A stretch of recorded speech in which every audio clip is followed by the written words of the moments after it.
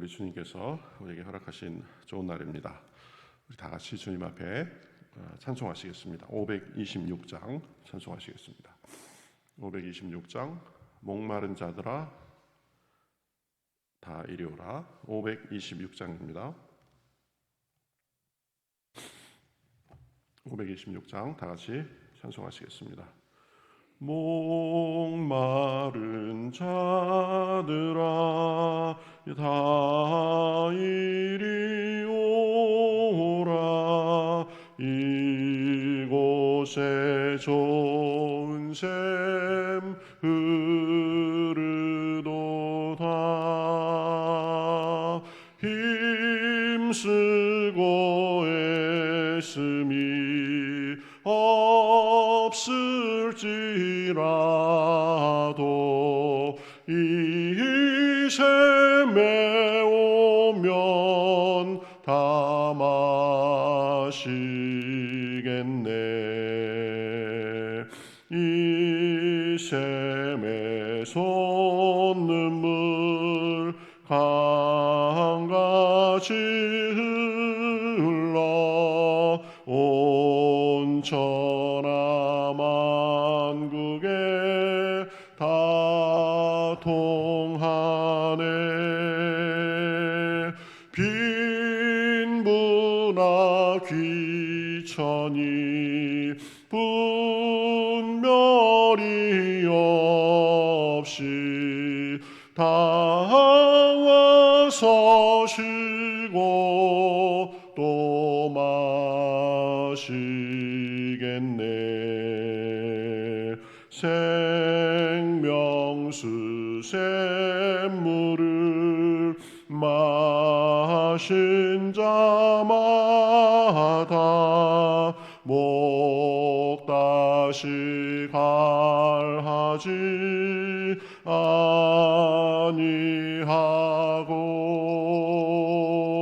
속에서 살아 생수가 되어 영원히 솟아 늘 풍성하리.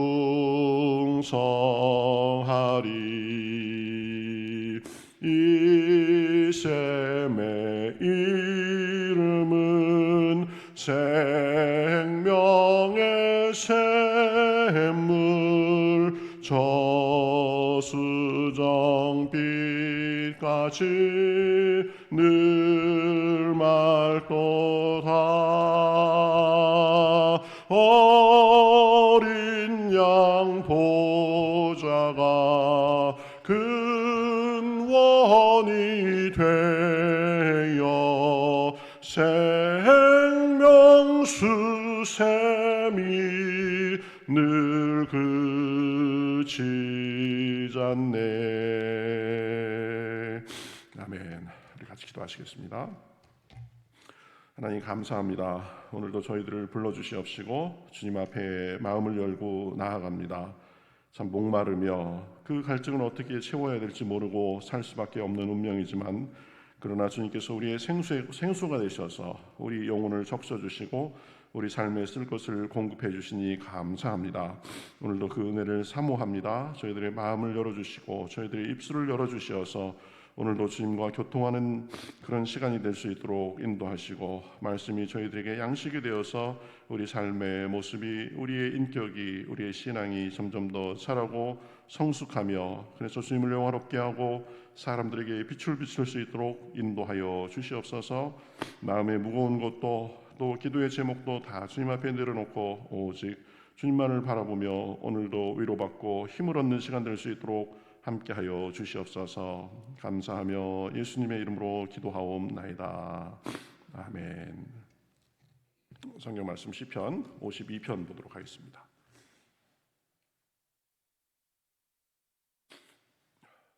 시편 52편입니다.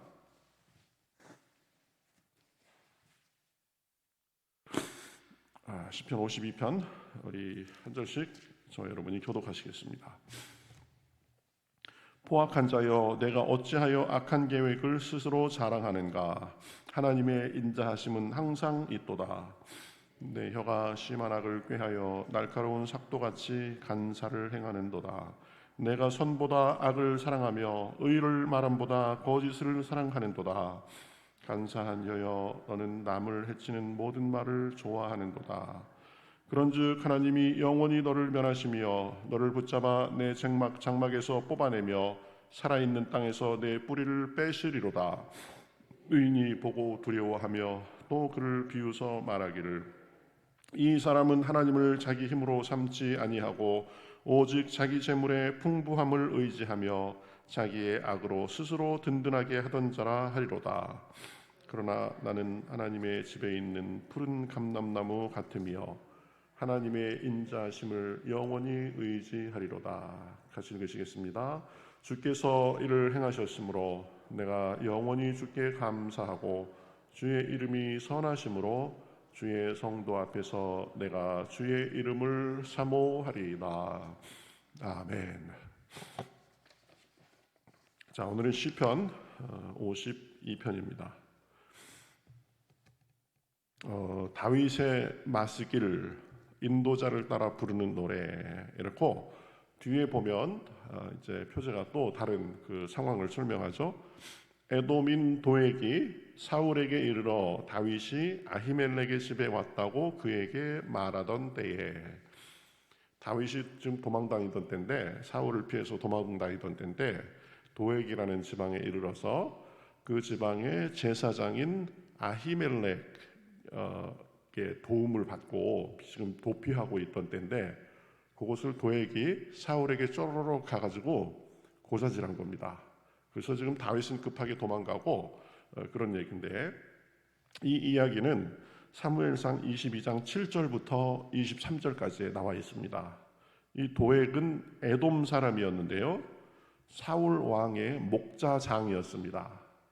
그런데 이제 그 높 땅에 있는 그 성소에서 제사장 아히멜렉을 도우면서 거기에 이제 살고 있었는데, 이 사울을 피해서 온 다윗이 아히멜렉의 도움을 받고, 그리고 거기에 그 보관하고 있던 골리앗에게 그 뺏은 칼, 그것을 이제 받아가지고 다시 다윗이 길을 떠난 것을, 그 사실을 사울에게 고했습니다. 그러니까 그로 인해서 이제 사울은 도액에게 명령을 해가지고 이 제사장 아히멜렉 일가 85명과 높 땅의 사람들을 다 죽이도록 했습니다. 그래서 졸지에 다윗을 돌봐줬다, 이게 이제 제목이 된 거죠. 그래서 이 아히멜렉 일가 85명과 이 높 땅의 사람들이 일거에 그냥 다 죽임을 당한, 그런데 기여했던 사람이 이 도액입니다. 이 도액은 성경에는 요 정도 이야기가 나오는데요, 그 유대의 다른 어떤 그 문헌들을 보면 도액은 아주 천재라고 할 정도로 아주 똑똑하고 기억력도 아주 비상하고 그랬답니다. 이게 굉장히 잘났던 사람이에요. 그런데 이 자기 잘난 것만을 의지했던 사람입니다. 그래서 하나님에 대한 어떤 경건, 하나님을 경외하고 또 영적인 부분에 신경을 쓰고 그랬던 것은 아주 좋지 않았던 사람입니다. 그러니까 자기 지혜만을 믿고 살았던 사람이죠. 그리고 아주 질투심이 많았고 마음에 그 악심이 가득한 사람이다라고 이렇게 묘사가 된다고 합니다. 그런데 그렇게 살다가 나중에는 자기가 다 배운 것을 다 잊어버렸대요. 뭐 치매가 걸렸거나 아니면은 좀 정신적인 이상이 왔거나 그런 것 같습니다. 그래서 나중에는 자기의 제자들에게 무시를 당하다가 뭐 제자들에게 죽었다, 이런 이야기도 있고, 아니면 또 달리 이렇게 죽었다, 이런 이야기도 있습니다. 그러니까 도액은 한마디로 얘기하면 평생 자기 꾀와 자기 지혜를 의지하면서 살았고, 하나님을 경외하고 하나님을 의식하고 그런 것은 없이 살다가, 그래서 자기 질투심과 욕심만을 채우면서 살다가 마지막에 아주 안 좋게 죽었던 사람, 이렇게 되는 거죠. 어쨌든 이 도액이, 이 다윗이 이제 그 제사장 아히멜렉의 그 보호를 받고 도움을 받고 이랬다는 것을 이제 그 사울에게 알려줘가지고 그런 일이 있었는데요. 그 일을 배경으로 쓴 시가 오늘 시편 52편입니다. 그래서 도액, 이 1절에 보면 도액을 아주 포악한 자로, 악한 자로 이렇게 묘사해 가면서 4절까지 쭉 그 악한 자의 특징에 대해서 이렇게 묘사합니다. 보면 포악한 자여, 내가 어찌하여 악한 계획을 스스로 자랑하는가. 악한 일을 하면서 그것을 스스로 자랑한다. 보면 이게 악한 일인지 뭔지 개념이 없는 거죠. 2절에 보면 내 혀가 심한 악을 꾀하여 날카로운 삭도같이 간사를 행하는도다. 악을 행하고 악을 꾀하고 간사를 행한다. 3절에 내가 선보다 악을 사랑하며 의를 말함보다 거짓을 사랑하는도다. 간사한 혀여, 너는 남을 해치는 모든 말을 좋아하는도다. 이 도액으로 대표되는 이 악한 사람에 대해서 쭉 이렇게 악의 모습을 평가하는 거죠. 이 악한 사람은 간사하다라는 표현이 2절, 4절 두 번 나옵니다. 그리고 선보다 악을 사랑하고, 그리고 3절에 의보다 거짓을 더 사랑하고 남을 해치는 모든 말을 더 좋아합니다. 그러니까 의로운 점이라고는 없는 거죠. 보면 간사하고 악을 사랑하고 거짓을 사랑하고 남을 해치는 모든 것을 좋아하고 그것을 서슴없이 하는 사람, 이 사람이 악한 사람, 포악한 사람이다. 이 세상 살다 보니까요, 그런 사람들이 꽤 많습니다. 보면은 자기 이속만을 따라가지고 사는 사람들. 그래서 간사하게 필요에 따라서 이랬다 저랬다 하고 선하게 구분도 없고 참과 거짓의 구분도 없이 그저 자기 이속만을 위해서 사는 사람들, 이런 사람들이 많은데 우리는 그렇게 살면 안 되는 거죠. 보면 분명한 기준을 갖고 살아야 된다. 특히 하나님의 뜻을 분별해 가면서 내가 그 뜻대로 사는지 그렇지 않은지 하늘의 하나님이 분명히 보고 계신다라는 그 의식을 가지고 살아야 됩니다. 이 사람이 본능적으로 나를 보호하고 내 가족을 보호하고 나에게 이익이 되는가 이익이 되지 않는가 이렇게 판단하고자 하는 그런 경향성이 있습니다. 그런데 거기에서 머물면 안 된다. 보면 이게 올바른 건지 아닌지 하나님께서 내가 이렇게 생각하고 판단하고 행동하는 것을 보고 어떻게 생각하실지 거기까지 나아가야 되는데 그렇지 못한 사람들이 많다라는 것입니다. 그래서 하나님을 모르는 불신자들은 그렇다 치고 하나님을 믿는다 하는 사람들도 보면은 하나님을 믿는다 하면서도 사는 것은 마치 하나님이 없는 것처럼 이렇게 사는 사람들이 꽤 많습니다. 그리고 마치 심판이 없는 것처럼 이렇게 사는 사람들도 꽤 많이 있습니다. 그렇지만 우리가 기억해야 됩니다. 그렇게 사는 것은 자기 이속만을 위해서 살고 간사하게 살고 자기의 이득만을 위해서 사는 것은 악인들, 하나님을 모르는 사람들의 삶의 모습이지 결코 하나님의 자녀들의 삶의 태도와 자세가 되어서는 안 된다. 보면 참 희한한 일이 있습니다. 교회에서는 아주 하나님만 계신 것처럼 이렇게 행동하고 말하고 그러는데 이 교회 밖을 나가고 직장을 가거나 사회생활을 하거나 다른 사람을 대할 때는 그런 모습이 사라지는 경우가 굉장히 많이 있습니다. 보면은 저는 그 학교에 있으면서 제 마음이 굉장히 불편했던 게 뭐냐면 모든 사람이 그런 건 아니겠죠. 그렇지만 제 눈에 보기에는 대부분이 그래 보였습니다.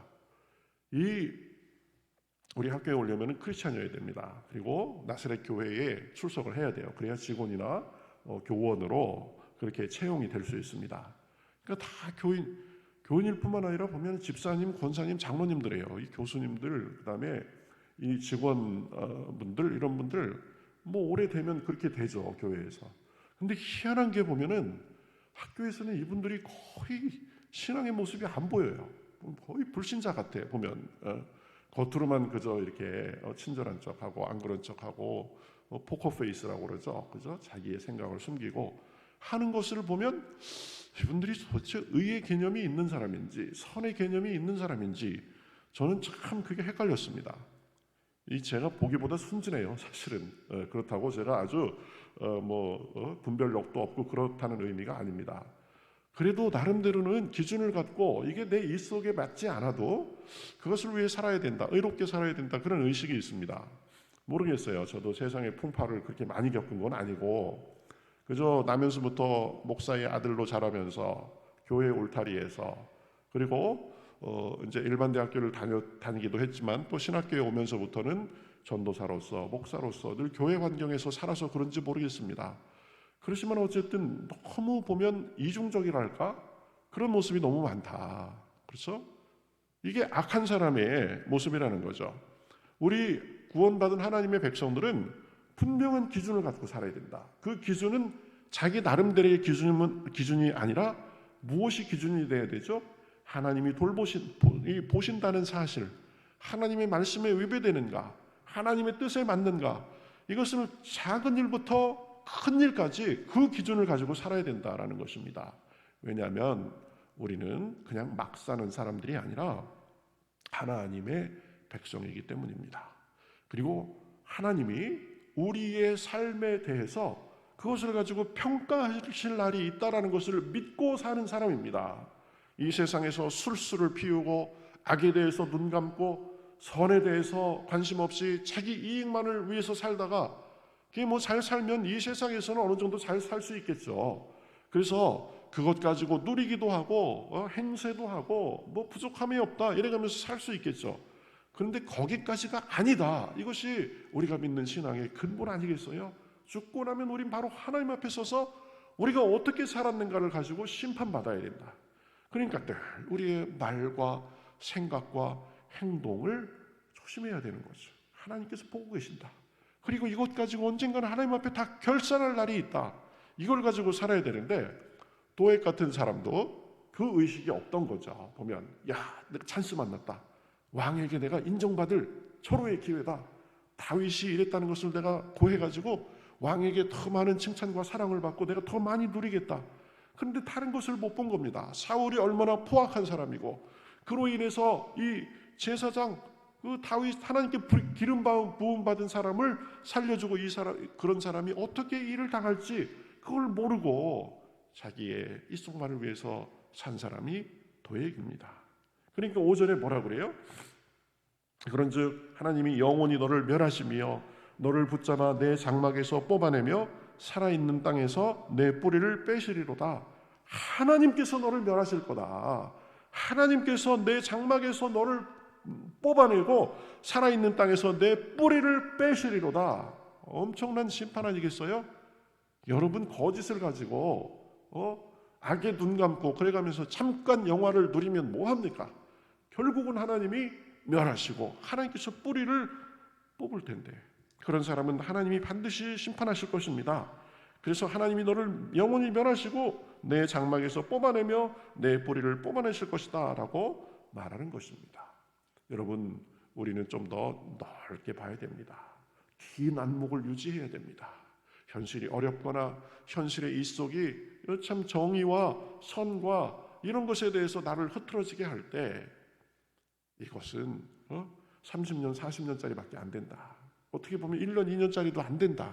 하나님의 보응이 있을 것이다. 그래서 우리 인생을 넓은 시각에서 봐야 된다. 긴 시각에서 언제까지 봐야 돼요? 내가 하나님 앞에 서는 그 순간까지 봐가면서 생각하고 선택하고 행동해야 된다. 그래서 그것이 지금은 나에게 조금 손해가 된다 할지라도 나중에 하나님께서 인정해 주시는 일이라면 그게 영원한 거다 보면. 그런데 많은 경우에 있어서 나중에 하나님이 어떻게 생각할지 난 모르겠다. 그저 지금 현실에 있어서 그것이 나에게 이익이 되느냐 안 되느냐 이것 가지고만 판단하면서 사니까 이 세상이 점점 더 각박해지고 정글 같은 세상, 선악의 기준도 없는 세상 다 그렇게 되는 거 아니겠어요? 그런데 여러분 여기에서 끝나지 않고 6절부터 쭉 보면 이제 의인이 이렇게 교훈을 삼는 도액의 삶의 모습을 보고 교훈을 삼는 내용이 나옵니다. 6절에 보면 의인이 보고 두려워하며 또 그를 비웃어 말하기를 하나님께서 도액을 심판하실 것이다. 그러니까 나도 심판받을 수 있겠구나 하는 마음에 두려운 마음이 있는 거죠. 그래가면서 또 악인의 그 단순한 삶, 근시안적인 삶에 대해서 비웃으면서 말합니다. 그래서 이 도액의 삶에 대해서 긍정적인 교훈도 받고 부정적인 교훈도 받는데요. 지혜로운 사람은 어떤 사람이냐? 제가 옛날에 그 철학을 공부하면서 현인은 악인에게서도 배우고 또 선인에게서도 배운다, 이런 말이 있었습니다. 악인의 악한 행동을 보면서 뭘 배우는 거죠? 나는 저렇게 살면 안 되겠다, 그렇죠? 그리고 현인의 그 선한 모습을 보면서는 뭘 배우는 거죠? 나도 저런 모습을 배우고 살아야 되겠다, 이렇게 하는 건데, 지금 이 시편에서도 도액의 악한 모습을 통해서 나는 저렇게 살지 못해야 되겠다, 부정적인 측면에서의 교훈을 배웁니다.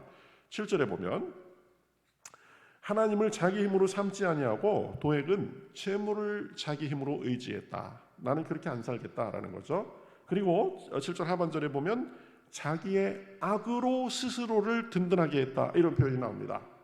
그러니까 악한 행실을 가지고 재물 같은 걸 의지하면서 살았던 아주 단순하고 바보 같은 사람이었다. 나는 그렇게 안 살겠다라는 거죠. 그렇죠? 그래서 이 도액은 참 도움이신 하나님을 의지하지 않고 헛된 것, 참 도움이 되지 못한 것을 의지한 것입니다. 자신의 재물과 악을 믿고 산 거죠. 그래서 영원한 것, 선한 것, 이런 것은 안중에도 없고 그저 자기 재물을 의지하면서 악을 서슴지 않고 행했는데 이거 안 된다, 나 이렇게 안 살겠다라는 거죠. 왜 그러냐? 그것은 결국 자신을 파멸로 이끌 것이기 때문입니다. 여러분, 재물은 우리가 하나님 앞에 심판받을 때에 아무런 도움이 되지 못합니다. 그리고 자신이 개념 없이 평생 쌓아온 그 악은 결국은 하나님의 보응을 초래할 것이기 때문에 나는 악한 것으로 내 인생을 그렇게 쌓아가지 않겠다, 그렇죠? 그리고 재물을 의지하면서 그렇게 이끌려 다니면서 살지 않겠다라는 거죠. 여러분, 우리가 늘 기억해야 됩니다. 세상의 사고방식과 풍조는 영원하지도 않습니다. 그리고 결정적일 때 도움이 되지도 않습니다. 여러분, 돈이 필요하고 우리 필수 불가결한 것입니다. 돈이 많는 그 자체가 문제는 아니죠. 그렇지만 돈만을 추구하면 그 돈이 결코 우리의 행복을 보장해주지 않습니다. 선악의 구분도 없이 도리가 뭔지도 모르고 자신만을 위해서 살면 그것은 사람의 높은 수준의 삶이라고 할 수 없죠. 자기 이속만을 위해서, 본능만을 위해서 사는 동물하고 그렇게 다를 바가 없는 거죠. 그리고 결정적으로는 이것이 하나님의 심판의 대상이 된다라는 것입니다. 그래서 늘 하나님을 의지하고 다른 것에 하나님의 자리를 내주지 않고 사는 것, 이것이 복된 삶이 되는 줄 믿습니다. 그래야 흔들리지 않고 살 수 있습니다. 세상의 변하는 풍조에 마음을 뺏기지 않고 우리의 심지를 가지고, 하나님 앞에서 심지를 가지고 살 수 있습니다. 그래서 늘 중심에 하나님을 모시고 그분의 뜻을 행하는 삶이 복된 삶이고, 그것이 영원한 그런 가치와 영원한 인정을 받는 삶이다라는 것을 분명히 하며 살아야 된다. 도액은 그저 재물의 풍부함을 의지하고 자기 악으로 스스로를 든든하게 했던 사람이다. 또 긍정적인 측면에서 이제 8절에 보면 이렇게 말합니다.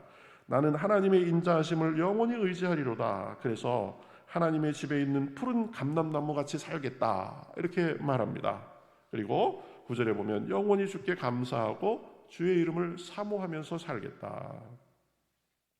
다른 것을 의지하는 것이 아니라 주님을 의지하면 푸른 감람나무 같이 그렇게 풍성한 생명력이 있는 삶을 살 수 있다라는 것입니다.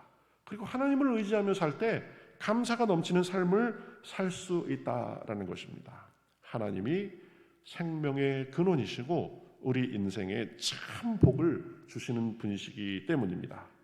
다윗은요, 그것을 정확히 알고 그것대로 살기 위해서 애쓴 사람입니다. 그래서 살면서 많은 고난을 당하기도 했지만 그것에 쓰러지지 않고 결국 하나님 마음에 합한 사람이다 라는 평가를 받으며 산 사람이 다윗입니다. 그래서 이스라엘 사상 가장 위대한 왕이다라는 영예를 지금도 누리고 있죠. 그리고 메시아 예수 그리스도가 다윗의 그렇게 후손으로 나온 것을 볼 수 있습니다. 여러분, 우리가 살면서 나의 지혜, 나의 지식, 나만의 고집, 재물을 의지하는 것, 이런 경향성이 있지만 그것보다도 더 중요한 것이 있다는 것을 깨닫고 주님만을 의지하며 사실 수 있기를 바라겠습니다. 거기에 참 행복과 생명과 복이 있습니다. 영원히 변치 않는 하나님의 인정과 하나님의 축복이 있습니다. 그 속에 주님께 늘 감사하며 살 수 있는 그런 길이 있습니다. 우리에게 참 만족과 평안, 기쁨을 주시는 분은 오직 하나님밖에 없습니다. 하나님이라는 근본 토대 위에 우리의 삶을 쌓아가야 된다. 그래야 그것이 바람이 불고 풍파가 치고 심판이 다가와도 그것이 버틸 수 있다라는 거죠. 오늘도 우리의 시선을 주님께만 고정하고 그 주님만을 의지하는 가운데 다윗이 고백했던 것처럼 푸른 감람나무 같이 그렇게 생명이 풍성하고 감사가 있고 기쁨이 넘치고 능력이 있는 그런 하루가 되시기를 우리 주님의 이름으로 축복합니다. 우리 다 같이 찬송하겠습니다. 521장 찬송하겠습니다. 521장. 제가 그 말씀을 20분까지 마치고 늦어도 25분까지는 좀 기도에 들어가도록 해야 되겠다. 제가 지금 그렇게 아주 애쓰고 있는데 이게 참 내용을 전하다 보면 줄이기가 쉽지 않아요. 조만간 그렇게 될 겁니다. 25분까지는 기도에 들어가도록 제가 최선을 다해서 시간을 한번 조절해 보겠습니다. 저한테 시간을 조금만 주세요. 521장 같이 찬송하겠습니다. 구원으로 인도하는 그 문은 참 좁으며 생명으로 인도하는 그 길은 참 험하니 우리 몸에 지워있는 그 더러운 죄짐을 하나 없이 나서놓고 힘써서 들어갑시다. 구원으로 인도하는 그 좁은 문 들어가 영생으로 인도하는 그 생명길을 갑시다. 이 세상에 많은 사람 큰 문으로 들어가 넓은 길로 갈지라도 멸망으로 끝나니 세상 헛된 부귀영화 모두 내어버리고 주의 말씀 순종하여 그 생명길로 갑시다. 구원으로 인도하는 그 좁은 문 들어가 영생으로 인도하는 그 생명길 갑시다. 구원의 문 열렸으니 주의 공로 힘입어 주저 말고 들어가서 생명길로 갑시다. 구원의 문 닫힌 후에 들어가고 싶으나 한 번 닫힌 구원의 문 또 열려지지 않으리. 구원으로 인도하는 그 좁은 문 들어가 영생으로 인도하는 그 생명길 갑시다. 아멘.